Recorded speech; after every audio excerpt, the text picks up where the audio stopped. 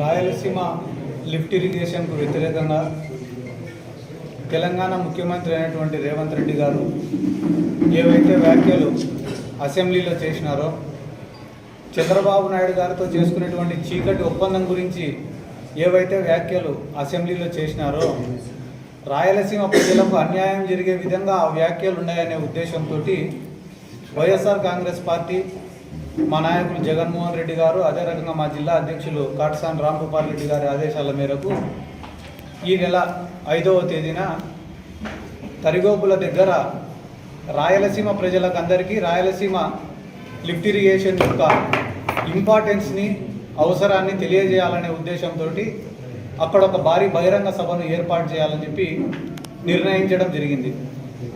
ఆ రోజు రాయలసీమలో ఉండే ప్రజాప్రతినిధులు, వైఎస్ఆర్ కాంగ్రెస్ పార్టీకి సంబంధించినటువంటి సీనియర్ నాయకులు అందరూ కూడా దాంట్లో పాల్గొంటున్నారు. కాబట్టి ఆ కార్యక్రమాన్ని విజయవంతం చేయాలని చెప్పి రాయలసీమ ప్రాంత ప్రజలను, అదే రకంగా నెల్లూరు జిల్లా ప్రజలను అందరినీ కూడా కోరుతున్నాం. ఎందుకంటే ఈరోజు రాష్ట్రంలో ఒక డైవర్షన్ పాలిటిక్స్ తప్ప ఏం జరగడం లే.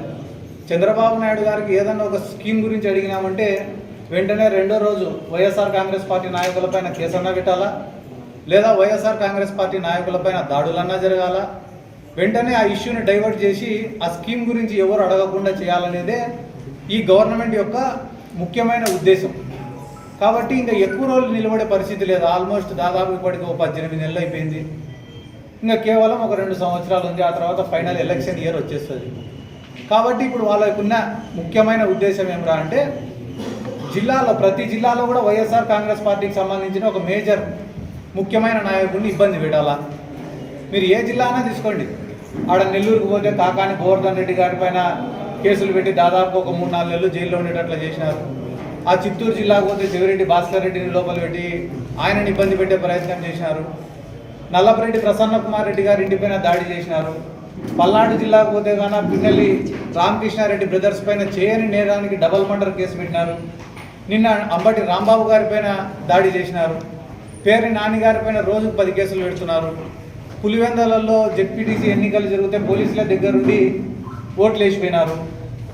ఇట్లా మీకు చెప్పుకుంటూ పోతే చిత్తూరు జిల్లా నుంచి శ్రీకాకుళం జిల్లా వరకు ప్రతిరోజు వైఎస్ఆర్ కాంగ్రెస్ పార్టీ నాయకులపైన కేసులు పెట్టడం, ఇబ్బందులు పెట్టడం, దాడులు చేయడం. చివరికి సోషల్ మీడియాలో ఎవరైనా చిన్న పిల్లలు వైఎస్ఆర్ కాంగ్రెస్ పార్టీకి మద్దతు తెలిపితే వాళ్ళపైన దాదాపు ఈ రాష్ట్రంలో 10-11 స్టేషన్లలో కేసులు నమోదు చేసి రోజుకొక జైలుకు తిప్పే పరిస్థితి. కాబట్టి ఈ రివెంజ్ పాలిటిక్స్ పైన వాళ్ళ కాన్సన్ట్రేషన్ ఉంది తప్ప ఈ రాష్ట్ర ప్రజలకు ఏమో మేలు చేయాలా, రిఫార్మ్స్ తీసుకొని రావాలా, ఈ రాష్ట్ర ప్రజల యొక్క భవిష్యత్తును తీర్చిదిద్దాలా అనే ఒక ఆలోచన వాళ్లకు లేదు.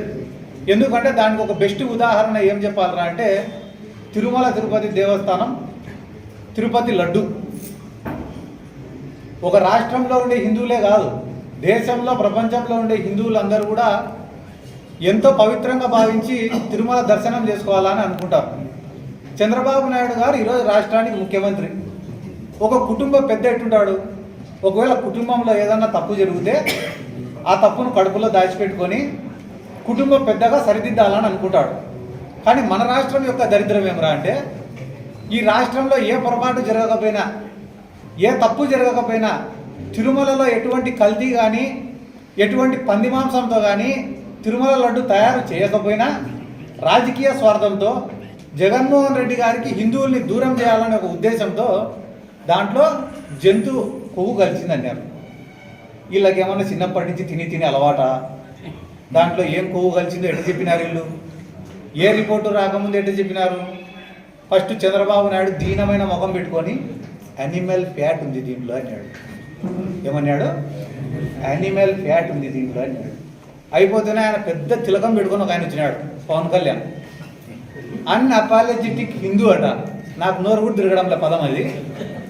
నేను అన్అపాలజెటిక్ హిందూ, సనాతని. నేను అన్అపాలజెటిక్ సనాతని. అదే పదాలు తిరగడంలో మనకి. ఆయన అంత పెద్ద మాట మాట్లాడి దీంట్లో అయోధ్యకు పంపించినారంట. తిరుమల లడ్డు, పంది కొవ్వు కలిసిన తిరుమల లడ్డుని అయోధ్యకు పంపించినారంట. ఎటువంటి ఎవిడెన్స్ లేకుండా, ఎటువంటి ఆధారం లేకుండా, చివరికి దేవుణ్ణి కూడా వీళ్ళ రాజకీయాలకు వాడుకున్నారంటే రాబోయే రోజులలో పుట్టగతులు కూడా లేకుండా పోతారని చెప్పడంలో ఎటువంటి సందేహం కూడా లేదు. దాన్నే అంబటి రాంబాబు గారు నిన్న ప్రశ్నించినారు. మీరు కనపడిన చోటంతా చెప్పినారు, కనపడిన మనిషికి అంతా చెప్పినారు కదా తిరుమల లడ్డులో పందికొవ్వు ఉందని చెప్పి, లేదని చెప్పి ఛార్జ్ షీట్లో వేసినారు. మళ్ళీ ఇప్పుడు దీనికి ఏం సమాధానం చెప్తారు అంటే పందికొవ్వు లేదు కానీ కల్తీ ఉందట. మళ్ళీ పందికొవ్వు అడిగిపోయింది, వీళ్ళు తిన్నారా అంటే ఏదన్నా మాట మాట్లాడితే దాడి చేస్తారా, ఇళ్లపైకి పోతారా? డైవర్షన్ పాలిటిక్స్ కాక ఏం చేస్తున్నారు వీళ్ళు ఈరోజు? ఇళ్లపైన దాడి చేసి, పిల్లలను ఆడవాళ్ళపైన దాడులు చేసి, రాత్రి 5 గంటలు జరిగింది ఘర్షణ. 5 గంటల వరకు పోలీసులు ఏం చేస్తున్నారు? ఎస్పీ గారికి ఫోన్ చేస్తే ఫోన్ ఎత్తలే, ఐజీ గారికి ఫోన్ చేస్తే ఫోన్ ఎత్తలే, డీజీపీ గారికి ఫోన్ చేస్తే ఫోన్ ఎత్తలే.